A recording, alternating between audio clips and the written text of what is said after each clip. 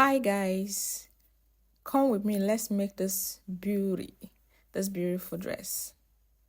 So guys, this is the pattern paper laid down on the table, and these are the border lines as you can see me. And this is the person's measurement we're working with. Okay, so first thing you want to do is just to take the measurements from shoulder to nipple, which is 11 inches, from shoulder to underbust 13 inches, from shoulder to waist 16 inches, and then from waist I came down to about 4 inches because I don't want the basque effect to be too long, so you can make yours longer. And I'm just repeating the measurements on the other side of the paper so that I will have a straight line. As you can see me ruling, I'm just connecting the lines with a straight ruler as you can see me doing. So this is it. This is the waist, and this is the last one, is where the basque effect will stop. Okay, so I'm done doing that. The next thing I want to do is just to label it: bust point, under bust, waist, and then the upper hip. Okay, so that I will know where to put everything. So this is the last one, and then I'm going ahead to just impute my shoulder measurements that I'm working with: 13 inches, that is 16.5, and then the armhole 9 inches, and then I'm connecting it to that 9 inches as you can see me doing. I'm just connecting it straight. Okay, so I'm going ahead from the bust point. I just came up to that armhole part by 4 inches, and then this is about not up to 1 inch, about half inch. So now I want to take the bust measurement. The bust measurement is 9.5.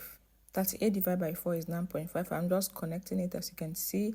And then this neck is wide. I took 4 inches there because the shoulder is not much. Shoulder is 13 inches. So I'm just connecting the neckline just as you can see me doing, from the 4 inches down to 3.5 inches. Okay, so now what I want to do is just to get the shoulder slope 1.5 inches for the front. So I'll just go ahead, I'll connect it as you can see me connecting. Then I'll just connect the armhole curve like so. I'm trying to get the perfect shape. I'm trying to align my ruler. This is not the armhole ruler, so I'm trying to manipulate it. There's an armhole ruler, so you can get that for yourself so that you won't have bad finishing. So I'm just going ahead to impute the measurement. I've imputed the underbust, I've imputed the waist, and then the upper hip measurement is 9.5. Okay, less than 9.5. I'm just going ahead to connect it. You can decide not to impute your underbust measurement, but I wanted it to have that fit at the underbust size. Why? So I've connected it as you can see me doing. I just want to put the bust point. The bust point is 4.25. I've inserted it because I want to also have a bust dart. So the bust dart I took is just 1 inch. I'm connecting it to the bust point just as you can see me doing there. Okay, so the next thing is just to connect the basque effect from the waist down to the center front like so. You see, this is the basque effect. So for the back, I did basically the same thing. The only thing is that the depth of the back neckline is a bit lower. I think it's 1 inch, yeah. But every other, the wideness is the same thing. The shoulder slope is 1 inch for the back, but every other connection is the same thing. So I'm also connecting this armhole just like I did for the front. I'm connecting it. I'm trying to align the curve ruler very well because this curve ruler is not really for armhole. So I had to take my time to check it properly before I connect it. So this is it. I'm going ahead now to impute the measurements, all the measurement that I'll be needing. I marked the underbust measurement here, but you don't need underbust. There's no underbust at the back, but I just marked the line. So I'm connecting all the lines that I've marked, the measurements, connecting it. This is the last one, just as I did with the front. Okay, so this is it. So this one is for the waist slant. I came in by 0.75 on that center back. So this is how I connected it with my ruler to avoid the zip bulge. You can also use your straight ruler. There is no big deal. So just know that your back is not straight, sure. So I have to replace what I took so that my measurement will not be shortened. I'm replacing it. Also, this one, I'm also replacing it. You can see the law of that. Whatever you take out, you have to replace so that you will not have shortage. So I'm trying to replace all the things I took at the center back I'm putting it back to the side. So I'm reconnecting my line. That first line is no longer valid. So I'm just reconnecting from my waist to the bust and so on and so forth, just as you can see me. So this one is off. Okay, so I'm just putting my zip allowance 1 inch from that up part. I'm going one. Notice I'm taking it from the line. When I come down, I'm taking my 1 inch from the inner line, not from the outer line. So I made a mistake. I had to come back and take it from the inner line. I'm taking my 1 inch from the inner line, the curved line, not the straight line. Okay, so you see what I'm doing? It's almost encroaching with my outer line. So that is how it should be. So I'll go ahead and connect it. So that is where you also fix your zip. The way it is, that is how you fix your zip. Just follow the line. So I'm just connecting it. Okay, don't mind the way it's looking. It comes out very perfectly. So when you're connecting this basque, please, when you get to that zip part, don't connect it sharply. You see how I connected it? Make it block. Okay, let it be blocked. Don't extend the sharpness to the end of the zip to avoid premium tears. So I'm just trying to see what I have done so far. I'm just weighing it to be sure everything is okay before I put my scissors, and I feel it's fine. So I just put my scissors and I'm just going ahead to cut it. As you can see me, I've cut out that part. Okay, so I'm just cutting the side back.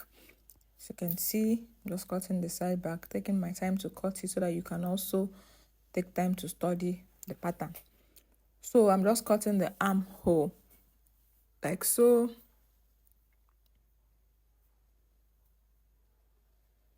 Cutting the shoulder is very small after, because my neckline is wide, it's up to 4 inches. Okay, so that is why it looks that way. So I'll just go ahead now. I'll cut off the basque effect for the back. See how I'm cutting this basque effect? See, when I get to this place, I will turn the paper and make that place block.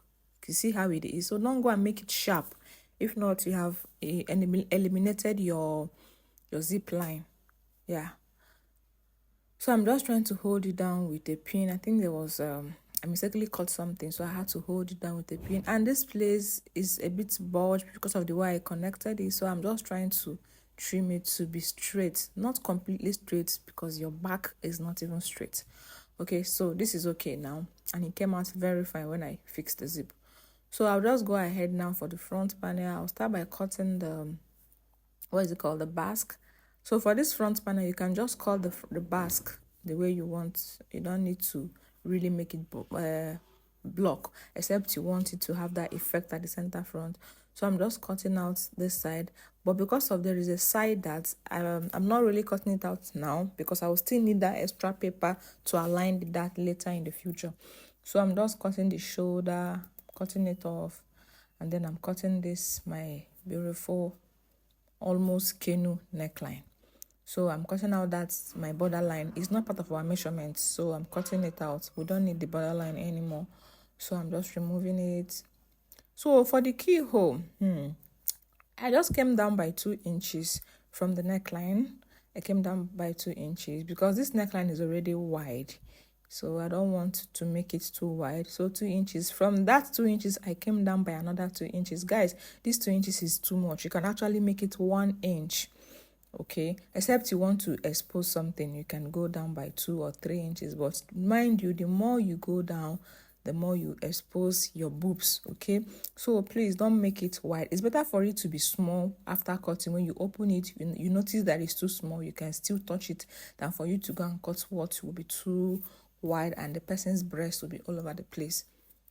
So please study it very well before you cut. Okay, so I'm just connecting all the lines that I have marked with this ruler. I'm trying to define the shape I will give it, whether I should make it narrow or I should make it block or I should just make it sharp. So this is me now trying to just do something with free hand. I didn't really like the shape, but what can I do? I had to just continue first. I can always, alter it. I can always amend it if I don't like what I see. And that is why you're watching this video, so that some of the mistakes I make or some of the loopholes, you won't fall into them. That is why you're watching the tutorial. So when I finished cutting it, I didn't really like the shape, but it's fine, but I felt it's too wide. Okay, but it's not bad. It wasn't bad.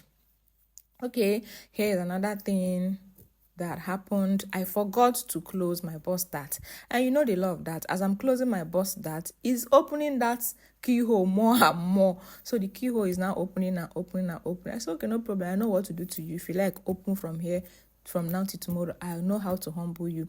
So after closing that bust dart, I reconnected. You see why I left that extra paper? Because you have to reconnect. So okay, so let me just cut it out. Okay, so I'm done for that keyhole neckline that I said it was wide because I was closing my bust. What I did was I now put paper under. I put paper under and I now reshaped it. You get it wasn't so wide like you saw in the previous. I don't know whether I didn't capture it when I was putting the paper or not, but I just know that I put paper under and then I recut it again. I made it a little bit smaller than how it was when you saw it initially. So when you're cutting your own, try to make your keyhole not to be big. That is number one. Then number two, close your bust. If you're using that bust dart, make sure you close your bust dart before you open your keyhole. Okay, don't open your keyhole and start closing your dart, because as you're closing your bust dart, your keyhole is opening more. Sure, you saw how it was in my own, so I had to change it, and it came out really fine. So this is me now. You see how I'm cutting it now. There's a paper under. I already trimmed it off, so I'm just cutting it little gradually so that it won't be too wide. You don't want your keyhole to be too wide. There's no point having your breast falling all over the place. Okay, so this is me now cutting it on the fabric. You see how beautiful it is. See the basket fed. I put my allowance, all my allowances, 1 inch by the side, 1/2 inch on the every other place. So this is me also cutting the back, as you can see.